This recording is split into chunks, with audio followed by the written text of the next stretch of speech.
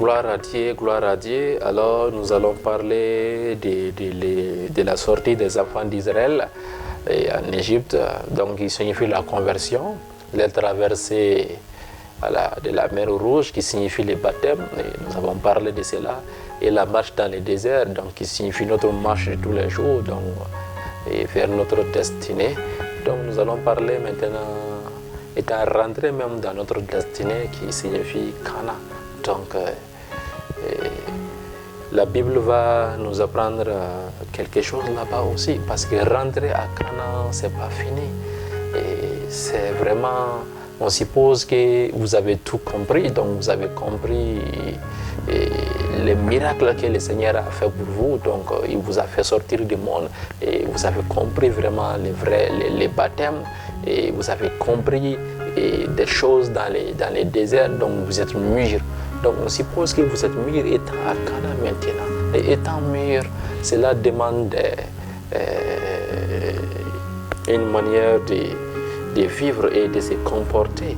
Donc dans les livres des juges, les juges 2, les versets 1, un envoyé de l'Éternel monta de Gilgad à Bokim et dit: je vous ai fait monter hors d'Égypte et je vous ai amené plutôt dans les pays que j'ai juré à vos pères de vous donner. Donc Dieu accomplit toujours ses promesses. Il nous amène. Quand il dit qu'il vous amène à Cana, il vous amène à Cana, et je peux vous assurer, vous irez à votre Cana. Vous allez rentrer dans votre destinée, dans les noms puissants et merveilleux de Jésus-Christ. Donc il va dire: et vous ne traiterez point alliance avec les habitants de ces pays. Vous renverserez leurs autels, mais vous n'avez point de pays. Voici l'erreur. Donc, étant rentré à Cana, donc Dieu même suppose que vous avez tout compris. Vous avez compris comment communier avec son Saint-Esprit, et comment marcher dans la foi, dans l'obéissance. Et Dieu suppose que vous le connaissez réellement en tant que Dieu puissant, Dieu souverain. Donc, et Dieu suppose que vraiment vous avez placé toute votre confiance, vous vous reposez sur lui.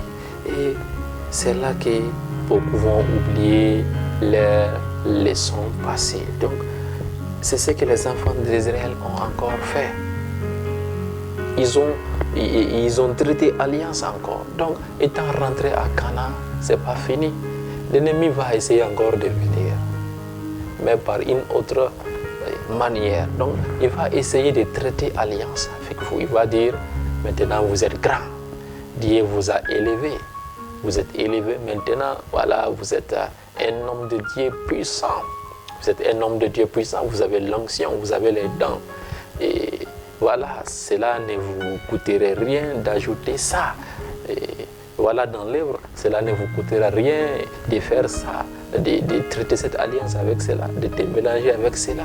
Et c'est ce qui font tomber beaucoup d'hommes de Dieu, et c'est ce qui fait tomber des gens qui sont vraiment rentrés dans leur destinée. Parce qu'ils oublient vite Dieu. Au lieu de se baser et de demeurer en Dieu, donc ils vont vraiment demeurer en autre chose. Par leur intelligence, leur propre sagesse humaine, donc ils vont traiter d'alliance et ils vont vraiment faire venir d'autres choses dans l'œuvre de Dieu, dans le ministère, des choses auxquelles Dieu ne veut pas, des choses auxquelles Dieu n'a pas donné l'autorisation. Donc, et c'est ce qui va amener vraiment leur chute. Donc, c'est ce que les enfants d'Israël ont fait. Ils n'ont pas obéi à Dieu. Vous savez, étant à Cana, pour réussir, la meilleure des manières, c'est de rester toujours en Christ. C'est de demeurer toujours en lui. Toujours, chaque moment, chaque instant. Car l'ennemi peut venir à n'importe quel moment. Il peut venir avec des décisions. Donc, pour vous faire tomber, maintenant que vous êtes devenu grand, maintenant que vous êtes rentré dans votre destinée. Donc, Dieu va leur dire: vous n'avez pas obéi à ma voix. Pourquoi avez-vous fait cela? Pourquoi avez-vous fait cela? J'ai dit alors: je ne les chasserai point devant vous, mais ils seront à vos côtés, et leurs dieux vous seront un piège. Frères et sœurs en Christ. Donc, le fait de rentrer à Cana ne veut pas dire que c'est la fin d'un combat. Il y aura toujours des choses autour de vous qui veulent vraiment vous empêcher à finir votre mission. Il y aura toujours des choses autour de vous. Ça peut être des proches parents, ça peut être des collègues. Donc, des gens comme Pierre, par exemple, Jésus étant dans sa destinée, donc qu'est-ce que Pierre va faire?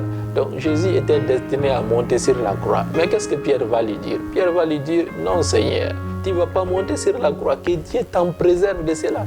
Vous voyez? Donc Jésus même a subi cela, mais Jésus est resté ferme, donc il est resté vraiment uni au Père, il n'a pas écouté Pierre. Donc il y aura toujours Satan qui va rôder autour, même état en Cana, pour vous empêcher de finir l'œuvre que le Seigneur vous a confiée. Donc, ces dieux-là sont restés aussi autour des Israéliens. Donc, et ils ont été des pièges pour eux. Et vraiment, ces dieux-là les ont empêchés de finir vraiment l'œuvre auquel le Seigneur les avait appelés. Donc, lorsque l'envoyé de l'Éternel dit ces paroles à tous les enfants d'Israël, le peuple éleva la voix et pleura. Donc, quand on échoue à Cana, la fin c'est ça, l'amertume c'est les pleurs. L'amertume et les pleurs, le grincement des dents, que Dieu nous en préserve de cela. Donc, pour bien finir l'œuvre auquel le Seigneur vous a confié, étant à Cana dans votre destinée, que l'argent ne vous fasse pas détourner de Dieu. Parce que l'argent qui est le Dieu Mammon, là, donc, qui a l'esprit du Dieu Mammon derrière lui, peut vous faire chuter. Que l'orgueil vraiment ne vienne pas dominer sur vous, que les pouvoirs ne viennent pas vraiment, l'envie du pouvoir ne vienne pas dominer et détruire votre communion avec Dieu. Faites beaucoup attention à cela et je m'adresse particulièrement à vous, hommes de Dieu, qui vraiment brillez maintenant. Et voilà, la gloire de Dieu est sur vous. Vous êtes à Cana et vraiment, vous avez des dons de Dieu. Faites attention à cela. Vous êtes arrivé à Cana, gloire à Dieu, mais vous pouvez jeter. Faites beaucoup attention à vous, demeurer en Dieu dans tout ce que vous faites. Et n'oubliez jamais le passé. N'oubliez jamais d'où vous êtes venu. N'oubliez jamais votre sortie d'Égypte. N'oubliez jamais votre traversée de la mer Rouge. N'oubliez jamais les leçons apprises dans le désert là. Donc, souvenez-vous-en de ces choses-là et demeurez dans le Saint-Esprit. Seuls les gens qui demeurent dans le Saint-Esprit finissent bien leur Cana et ils sont glorifiés auprès du Père, ils sont élevés. Mais les gens qui vont vraiment oublier cette communion avec Dieu et traiter alliance avec d'autres dieux étrangers, donc ces gens-là vont chuter. Donc, et la fin sera les pleurs, les grincements des dents. Que Dieu vous en préserve de cela. Enfants de Dieu, vous avez une destinée glorieuse qui vous attend. Et le Seigneur va vous conduire. Donc, demeurez en Dieu, demeurez dans la communion avec lui et la grâce du Seigneur va faire le reste. Donc, appliquez ces enseignements-là et vous n'allez pas chuter. Donc, que la grâce du Seigneur demeure avec vous. Demeurez bénis dans le nom de Jésus-Christ. Amen.